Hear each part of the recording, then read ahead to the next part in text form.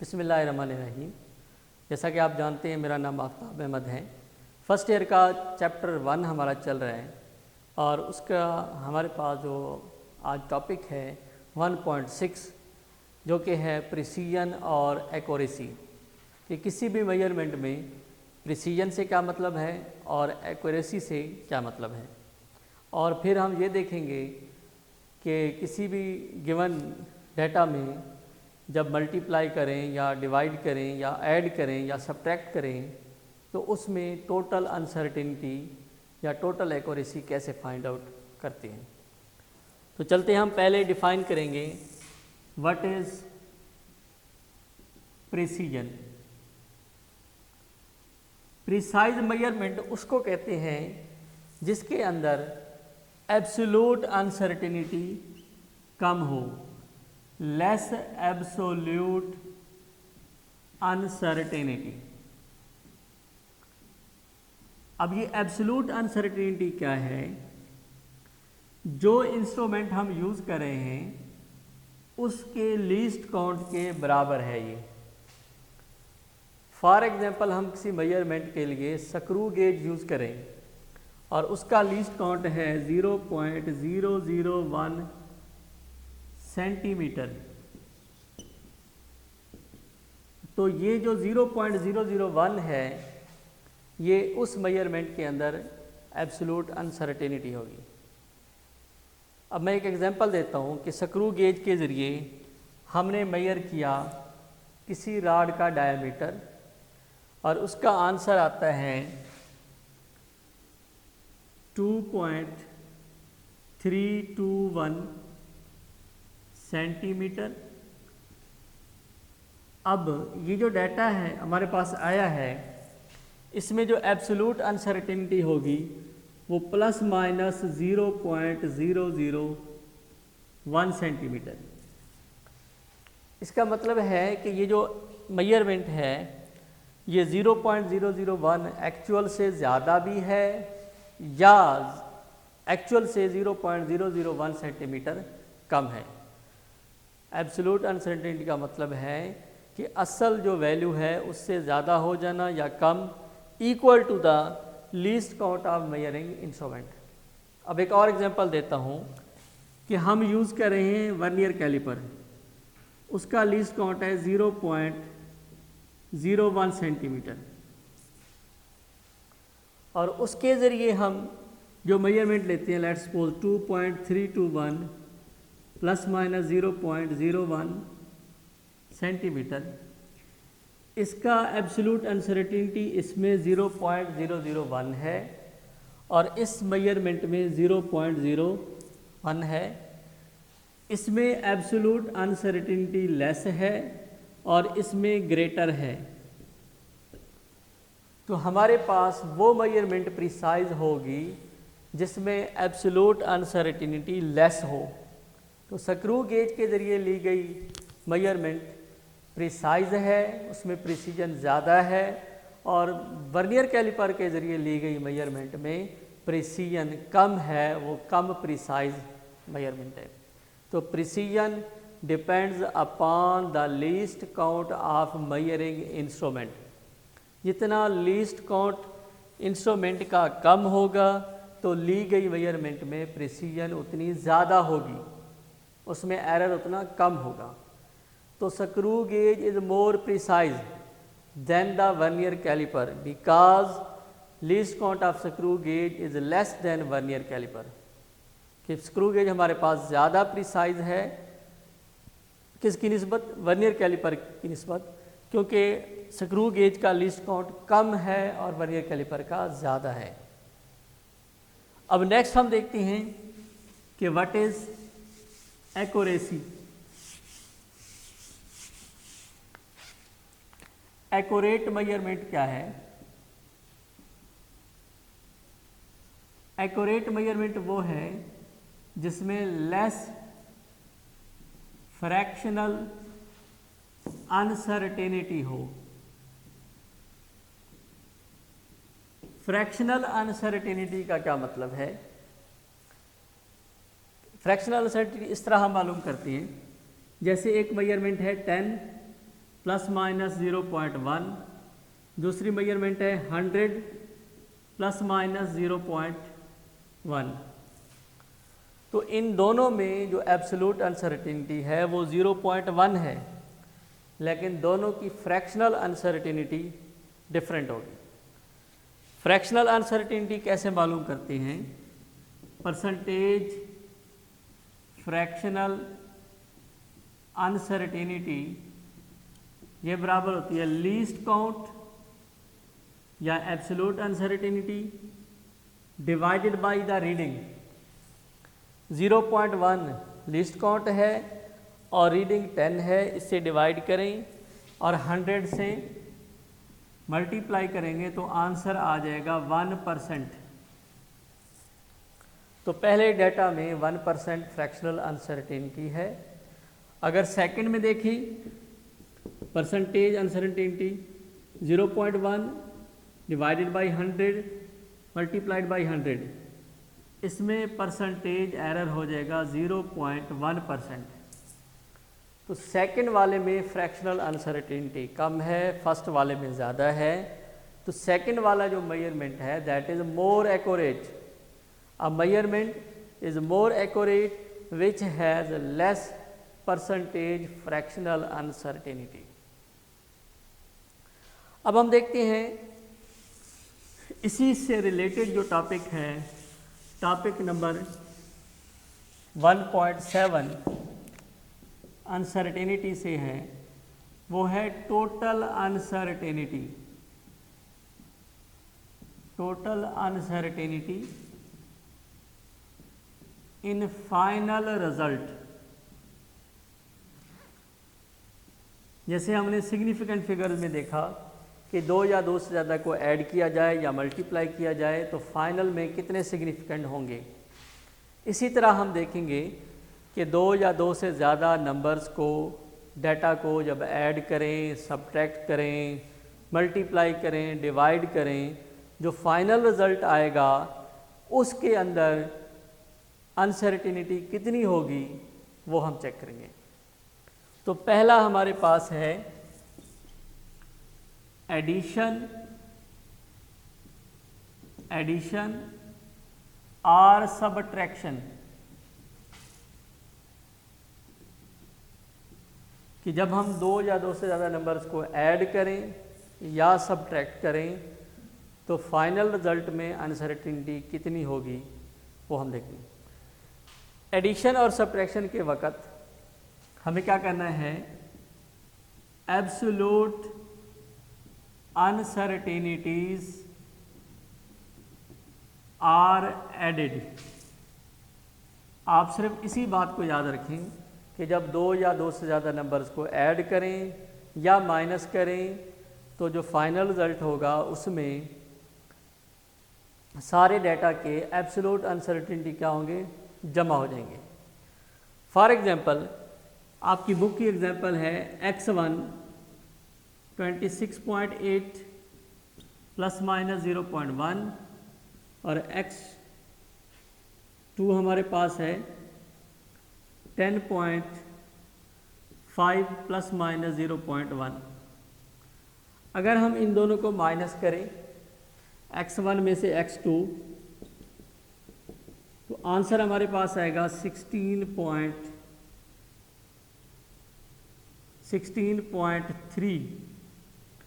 अब दोनों में जो एब्सोल्यूट अनसर्टेनिटी है वो 0.1 है और ऊपर हमने लिखा कि एब्सोल्यूट अनसर्टेनिटीज आर एडेड, तो दोनों के एब्सोल्यूट अनसर्टेनिटी ऐड हो जाएंगे। फाइनल रिजल्ट में एब्सोल्यूट अनसर्टेनिटी होगी 0.2 सेंटीमीटर। फाइनल हमारा रिजल्ट क्या आएगा? 16.3 ±0.2 सेंटीमीटर, कि जब ऐड करें या सब्ट्रैक्ट करें तो फाइनल रिजल्ट में टोटल अनसर्टेनिटी क्या होगी? उनके एब्सोल्यूट अनसर्टेनिटी को ऐड करेंगे, चाहे ये ऐड हो चाहे ये सब्ट्रैक्ट हो, एब्सोल्यूट अनसर्टेनिटी हमेशा ऐड हो जाएंगे। अब नेक्स्ट जो हमारे पास है वो है मल्टीप्लाई या डिवाइड। सेकंड पॉइंट है मल्टीप्लिकेशन आर एडिशन, मल्टीप्लाई या ऐड करते हुए हमने क्या करना है, percentage fractional uncertainties are added. Addition के वक़्त एब्सोलूट अनसर्टेनिटी ऐड हो गए थे, अब मल्टीप्लिकेशन और डिवीजन के वक़्त परसेंटेज अनसर्टेनिटीज़ को हम ऐड कर देंगे। मल्टीप्लिकेशन एंड डिवीजन के केस में फ्रैक्शनल अनसर्टेनिटीज़ को हम ऐड कर देंगे। अब एक सिंपल एग्जांपल देता हूँ। लेट्स सपोज हमारे पास एक क्वांटिटी है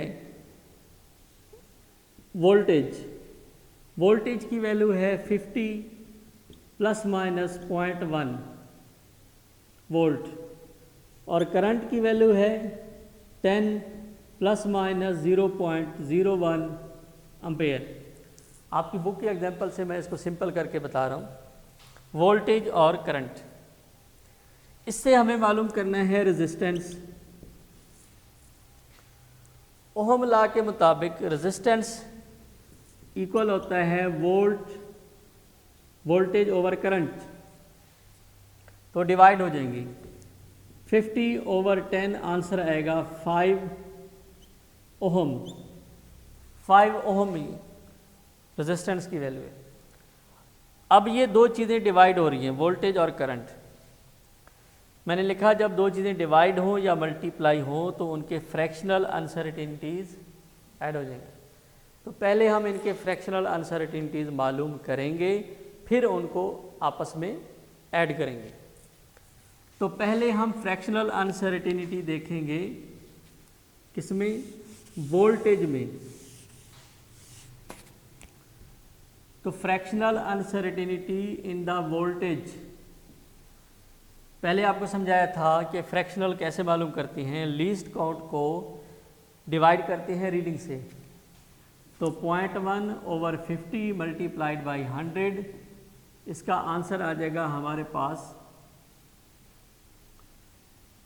0.25%। 0.25%। नेक्स्ट जो हमारे पास आ जाएगा इन करंट, तो ये हो जाएगा 0.01/10 मल्टीप्लाइड बाई 100, इसका आंसर हमारे पास आ जाएगा 1%। अब इनका जो टोटल अनसर्टेनिटी होगा रेजिस्टेंस में, इसके आगे हम लिखेंगे 5 ओम विद 1.25% एरर। 1.25% एरर कि दोनों के परसेंटेज अनसर्टेनिटीज़ को ऐड किया, जो कि टोटल अनसर्टेनिटी होगी रेजिस्टेंस के अंदर, दैट इज़ 1.25%। अब नेक्स्ट इसका जो पार्ट है वो हमारे पास है कि अगर पावर आ जाए, total uncertainty in case of power factor. अगर इसको हम सिंपल करें तो हम कह देंगे कि power is multiplied by percentage fractional uncertainty, कि हम उस चीज़ के पावर को फ्रैक्शनल अनसर्टेनिटी के साथ मल्टीप्लाई करेंगे। फॉर एग्जांपल, किसी चीज़ का एरिया है πr², सर्कुलर एरिया, और इसमें रेडियस में जो फ्रैक्शनल अनसर्टेनिटी है वो है 3%। रेडियस में 3% एरर है, तो टोटल फ्रैक्शनल अनसर्टेनिटी इन एरिया ये बराबर हो जाएगा 2 मल्टीप्लाइड बाई 3 दैट इज 6%। ये कैसे आंसर आया कि रेडियस का स्क्वायर है, पावर क्या है 2 है, जैसे हमने लिखा कि power is multiplied by fractional uncertainty, तो रेडियस में 3% है तो पावर को 3% से मल्टीप्लाई करेंगे तो आंसर आएगा 6%।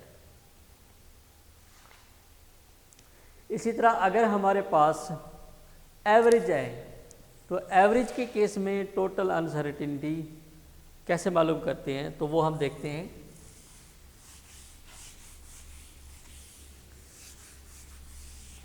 फॉर एग्जांपल हमारे पास वैल्यूज़ हैं 1.20, 1.21, 1.22, 1.23, 1.21 एंड 1.19। ये कुछ वैल्यूज़ हमने लिए हैं रैंडमली। इनमें टोटल अनसर्टेनिटी क्या होगी अगर हम इनका एवरेज लें, तो पहले हम इनका एवरेज लेंगे 1.20, 1.21, 1.22, 1.23, 1.21 एंड 1.19। तो ये टोटल हमारे पास 6 हैं, तो इनका एवरेज या मीन इट इज़ अप्रॉक्सीमेटली 1.21। अब ये तो एवरेज है, लेकिन एवरेज में अनसर्टेनिटी क्या होगी टोटल, वो हम देखते हैं। तो पहले हमने क्या करना है, इन सब का डेविएशन मालूम करेंगे एवरेज के साथ। सारे गिवन डाटा का एवरेज से डेविएशन मालूम करेंगे। अगर 1.21 से 1.20 माइनस करें आंसर आएगा 0.01, इससे माइनस करें आंसर आएगा 0.00, 1.22 से लें 0.01, 1.23 से लें 0.02, 21 से लें 0.00 और 19 से लें 0.01। अब ये सारे डेविएशंस हैं, इनका भी हम क्या करेंगे, मीन डेविएशन लेंगे। मीन इनको 6 से डिवाइड करेंगे, आंसर आएगा 0.01। तो ये मीन डेविएशन है और ये इनका मीन है। जो फाइनल रिजल्ट आएगा वो मीन के साथ हमने लिखना है mean deviation. Mean 1.21 plus minus 0.01 is the final answer. कि टोटल आंसर जो एवरेज आया है उसके साथ हम प्लस माइनस करेंगे मीन डेविएशन को, तो वो हमारे पास फाइनल रिजल्ट आएगा इन केस ऑफ एवरेज। अब इसमें जो लास्ट है वो है टाइमिंग एक्सपेरिमेंट। कि अगर हम टाइमिंग एक्सपेरिमेंट कर रहे हैं तो उसमें फाइनल डाटा में एरर कितना आएगा। टाइमिंग एक्सपेरिमेंट, लेट्स सपोज हम किसी सिंपल पेंडुलम के टाइम पीरियड को मालूम करें with the help of stop watch, और स्टॉप वॉच का जो लीस्ट काउंट है वो 0.01 सेकेंड है, और टोटल वाइब्रेशंस का हम टाइम मालूम करते हैं, let's suppose 100 seconds total time, और हमारे पास नंबर ऑफ वाइब्रेशंस हैं लेट्स सपोज 50। आसान सी एग्जांपल है, 50 वाइब्रेशंस का हमने टोटल टाइम मालूम किया 100 और स्टॉप वॉच में लीस्ट काउंट है 0.01। तो time period of one vibration, इसको हम करेंगे 100 डिवाइडेड बाय 50, आंसर आएगा 2 seconds. Total time 100, number of vibration 50, तो 2 सेकेंड। अब इसमें अनसर्टेनिटी कैसे मालूम करेंगे, लीस्ट काउंट को 0.01 को 50 से डिवाइड कर देंगे, 50 से डिवाइड कर देंगे तो ये हमारे पास आ जाएगा 1/5000। तो ये आंसर तकरीबन हमारे पास आ जाएगा 0.002 आ जाएगा।